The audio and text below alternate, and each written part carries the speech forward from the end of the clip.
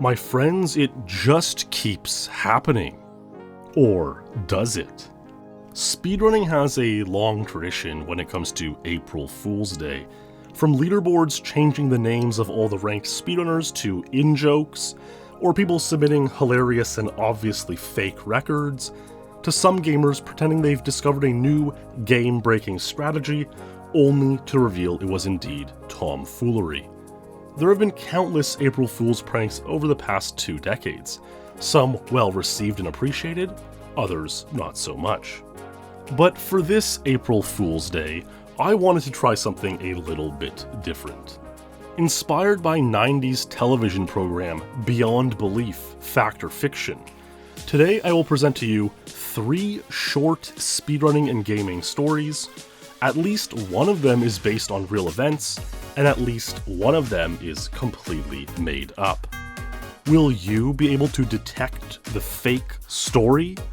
Which of these seemingly incredible tales are true, and which are nothing more than bogus deceit? Welcome to Beyond Truly Remarkable.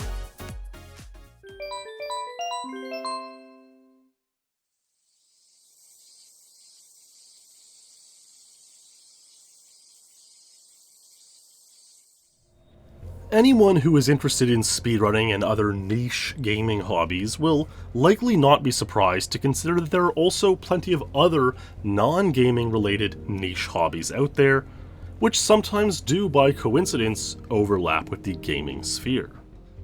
In late spring 2009, a gentleman named Adam had been spending his weekend mornings enjoying his hobby, going around to garage sales, yard sales, estate sales. There are like a dozen different regional names for these. An event where someone is selling old household goods from their property. Adam had a few items which he would always be on the lookout for, while disregarding some more classic yard sale items like old golf clubs or kids' toys or furniture. In particular, Adam was a collector of VHS tapes. Already by the late 2000s, VCRs and VHS tapes had been fading into obscurity, but Adam loved the aesthetic of the rolling static, the authenticity of the tape rewinding, and was fascinated to watch not only classic movies on VHS, but also to see what random people around him ended up recording. Whether it was an old Seinfeld episode, or a local news broadcast, or perhaps an old family video, it gave fascinating insight into human culture in 90s and 2000s Midwestern America. So when Adam drove out to Dubuque, Iowa to check out the yard sales that weekend, and he strolled up to the first yard sale of the morning, he immediately spotted a box of about 20 VHS tapes, which he usually knew the owner was willing to basically give away more or less for free. Adam always wanted to offer something, in this case $5 for the tapes, to which the owner accepted, and he went on his merry way, eager to see what lay within the perhaps 40 or 80 hours of recorded footage, depending on the recording mode used. The following week, Adam began going through the project of watching these VHS tapes, and found stuff mostly common to these sorts of tapes. A Chicago Cubs home opener, the season 4 premiere episode of X-Files, a couple tapings of Wheel of Fortune and Jeopardy, the 1997 ABC broadcast of Kevin Costner film Waterworld. You get the picture. However, a few of the tapes stood out as something Adam did not recognize. They held some kind of video game footage, what appeared to be someone playing the same game over and over a number of times for hours, filling up 3 tapes. Adam, a non-gamer, had really no idea what he was looking at, nor had any idea why anyone would record themselves playing a video game. So this immediately became some kind of mini mystery to him, wanting to find out more. Adam, of course, possessed the technology to digitize these VHS tapes, what we know today simply as a capture card, and so he captured these 3 VHS tapes of video gameplay footage and started searching for some video game forum to post a clip, eventually settling on Game FAQs. I found these movies on some VHS tapes I bought at a yard sale. Can anyone help me identify what this is? It looks like a video game, and there are 3 tapes of someone playing this game over and over again. I'm not a gamer, thanks. And Adam included a 7-minute excerpt of the footage uploaded to Google Video.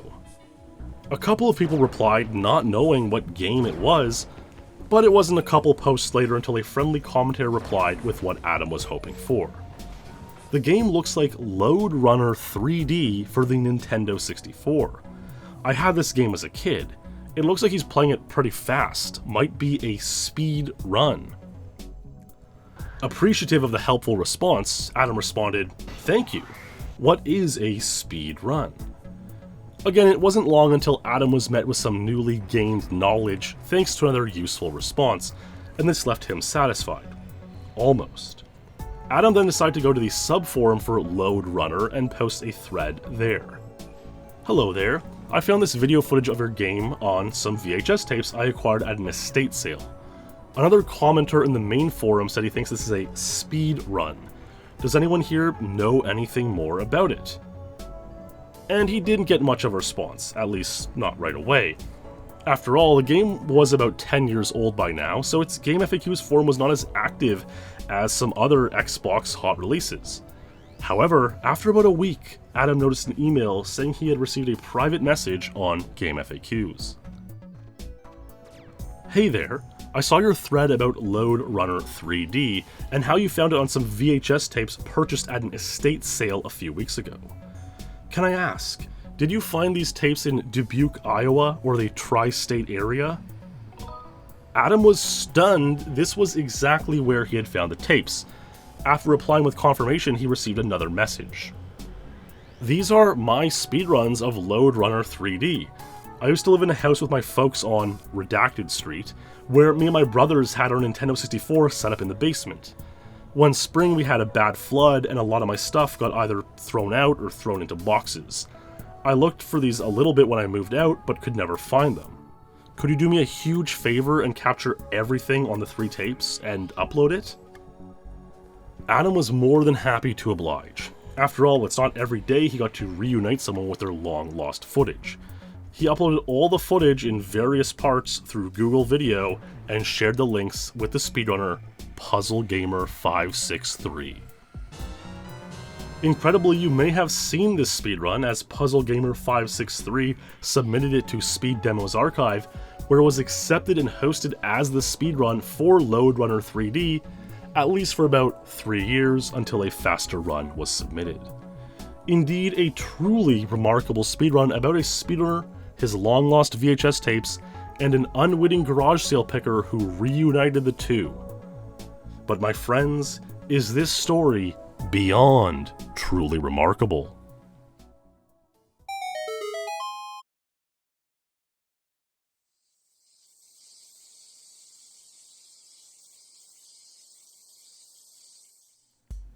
If a tree falls in the woods but no one is around to hear it, did it make a sound? What if one person was there to hear it?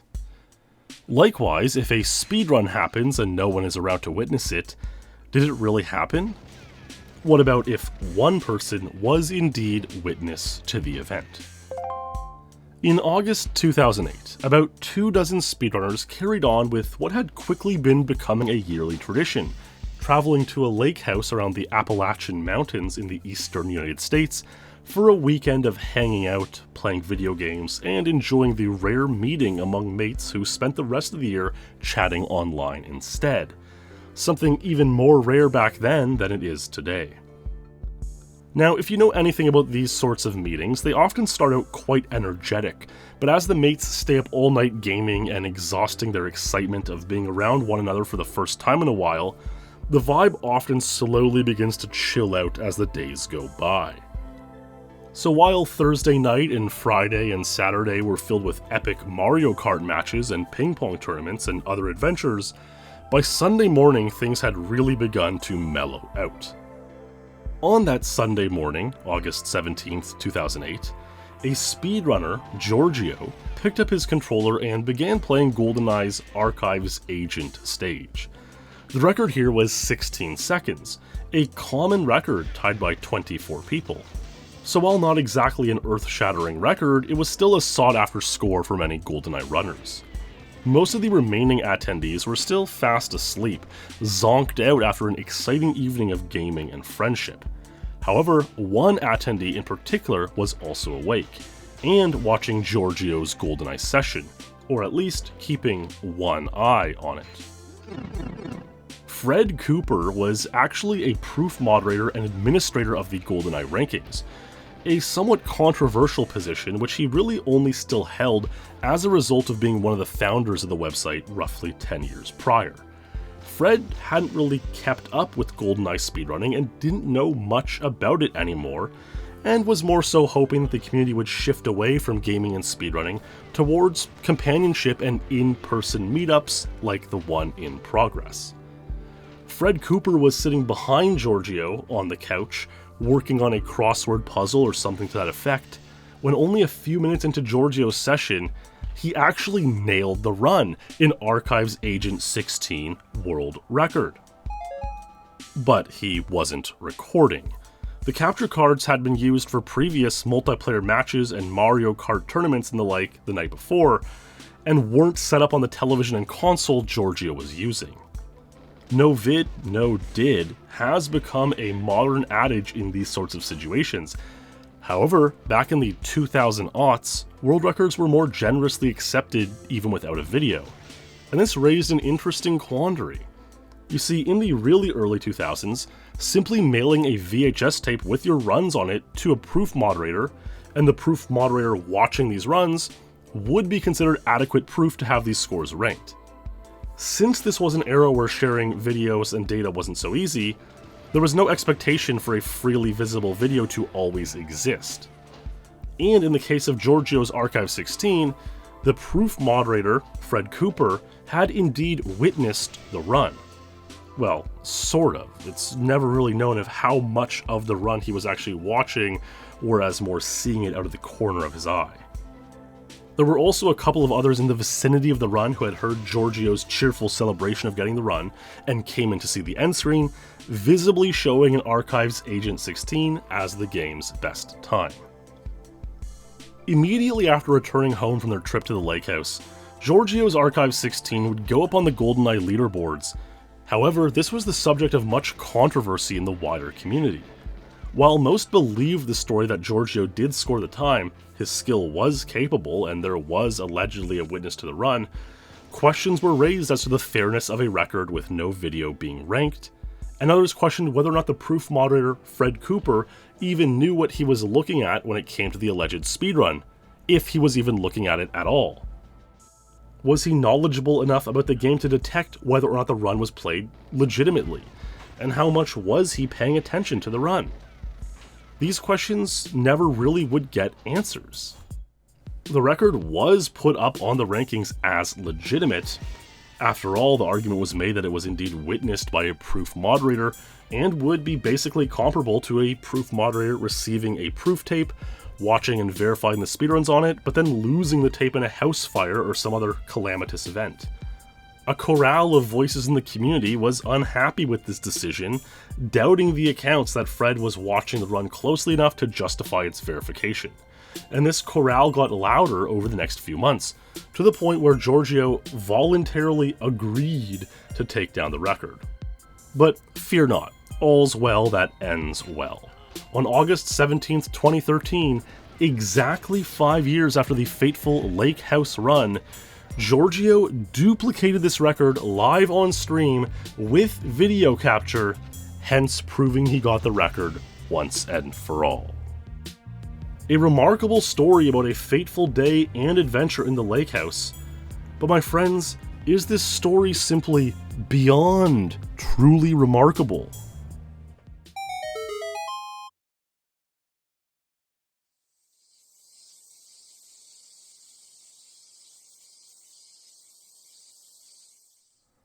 This next story comes from a Kiwi gamer in New Zealand, so kia ora to all our friends across the ditch. So our gamer, Captain Tanifa, loved playing more obscure video games, speedrunning, setting high scores, and he was in a tight-knit community of fellow-minded gamers who shared their journeys of routing and optimizing these games, which basically no one else played. His latest project was to complete a single-segment speedrun of Fisherman Bass Hunter 64 without losing a single tournament. You see, Bass Hunter 64's championship mode is basically a series of 15 tournaments, and if you win or place high enough in each tournament, you'll advance to the next. Each tournament requires a balance of skill and luck due to the random factors like weather affecting the activity of fish, and hence it's actually quite a challenging game. Captain Tanifa wanted essentially a perfect run, winning all the tournaments consecutively, because he deduced that if he completed a run having to redo 1 or 2 tournaments, this would be no more interesting of an achievement than simply having beaten the game in any regard back in the 90s or whenever more people were playing Bassmaster 64.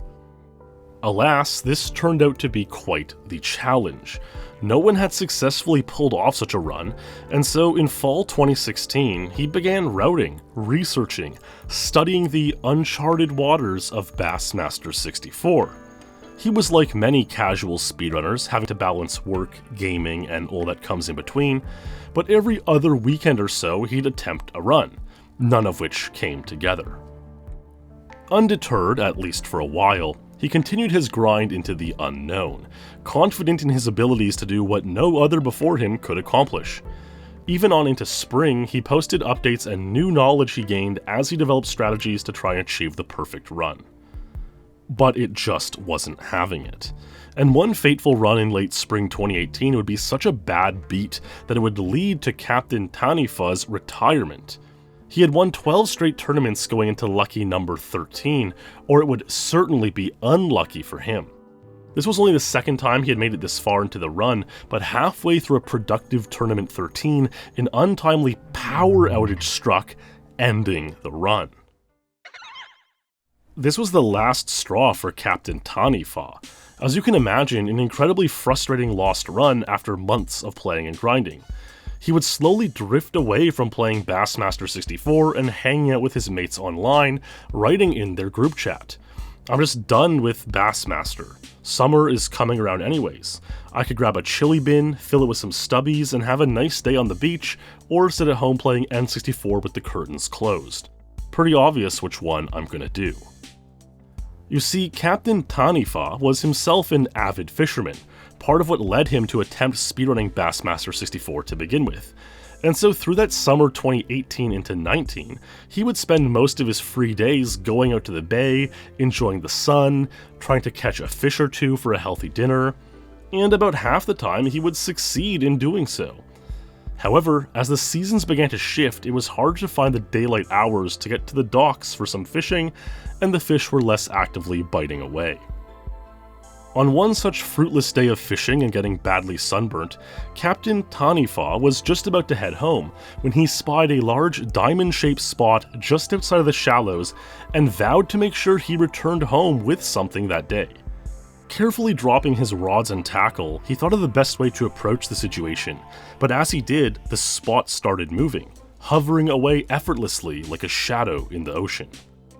Knowing he was out of time to think and had to act quickly, and with not enough time to pick up his dropped gear, he spotted and grabbed a nearby small fishing net that someone had left behind on the dock. He stalked the shadow through the water, waiting for it to come to a stop. He would only need to wait a few moments as he and the shadow cleared the rocky ground and came onto a bed of sand, where the shadow promptly lay itself flat for a quick late afternoon snooze. Unfortunately for the shadow, our speedrunner friend pounced with the quickness and intent of a seasoned gamer, swiping the sea creature right into his newly found net, caught and with nowhere else to squirm. Captain Tanifa had caught himself a skate, a New Zealand rough skate in particular.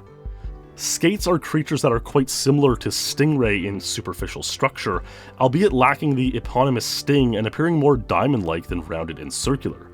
In fact, they look quite similar to manta rays that you might see in Super Mario 64 or Super Mario Galaxy. But something came over Captain Tanifa in that moment, looking over that skate flopping around in his fishing net. Perhaps it was that last beam of sun just about to set over the South Pacific Ocean. Fishing had been something in his blood, long learned as a child from his father and grandfather, but today he just felt like having mercy on that poor skate, which had been trapped up in his net. He felt as though today was the day to let Mother Nature keep what was hers, and so he gently placed his net back in the ocean, helped untangle the little fella, and watched as he swam away into the setting sun. "Sorry for making you late," he thought to himself as he dried off and packed up his gear. On his way home that night, Captain Tanifa picked up some dinner and some aloe for his sunburn, and while laying there in bed a few hours later, he was overwhelmed with an unstoppable urge to pick up his Nintendo 64 controller once more and go for that Bassmaster 64 record. The following day, while nursing that sunburn, a good excuse to stay inside, that's exactly what he did. Pick up that N64 controller and go for it. And wouldn't you know it, after a couple of attempts and about 2 hours of derusting, Captain Tanifa was on the run. It was as if fish after fish were nearly jumping into his boat. He got through tournament 12, 13, 14, and with one final tournament to play, he knew it was finally his moment. When the time expired on tournament 15, he knew he had won, called time, and had completed the first ever no-fail speedrun of Bassmaster 64. Captain Tanifa thought back to the skate that he had let go just the day before, and truly believed that it was the mercy he had shown to Mother Nature that resulted in getting the luck needed to complete the Bassmaster 64 speedrun. A remarkable story, but is it true? Or is this simply a fisherman's tall tale? We'll find out the truth behind all today's stories right here in a couple moments.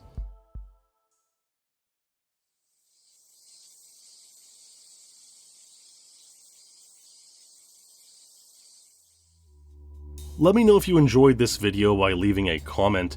Obviously it's not something I've ever done before, nor any speedrun creator has ever done before, so I'm curious to hear your thoughts. Did you enjoy it, or think it was mega cringe? And while you're at it, comment your prediction as to which of these stories were true, because we're just about to get into it all right now. So what about the story at the lake house? Did a speedrunner really get Archives Agent 16 in front of a witness unfamiliar to the game, only for it to become a controversial record until it was replicated exactly 5 years later? Why yes, this is indeed a true story. While the names in the story are different, and the faces are AI-generated creations from thispersondoesnotexist.com, this story happened almost exactly as told. Well done. And what about the estate sale? Did a yard sale picker really reunite a speedrunner with the videos of his long-lost speedruns? Or is this tale a little too long in the tooth? Indeed, this story is false, a complete invention. It's an idea I long played around with in regards to the very epic notion of lost and found speedrun footage, but alas, no such true story exists, as far as I know. And finally, our Kiwi Fisherman. Did he really complete the first ever Bassmaster 64 speedrun only one day after catching and releasing a friendly skate? Was his good fortune simply blessed by Mother Nature's mercy? Well, if this one sounded like a fisherman's tale, it's because it is. This story was completely made up. In fact, not one single person to this day has completed a Bassmaster 64 speedrun. So have at that what you will. So how did you do, my friends? How was your radar on detecting these fake speedrun stories? Let me know how you did with a cheeky comment, and let me know if you'd like to see another video like this or not. I'm truly curious to hear what you thought about it. In the meantime, thank you all for watching, stay true my friends, and I'll see you in the next stream or video.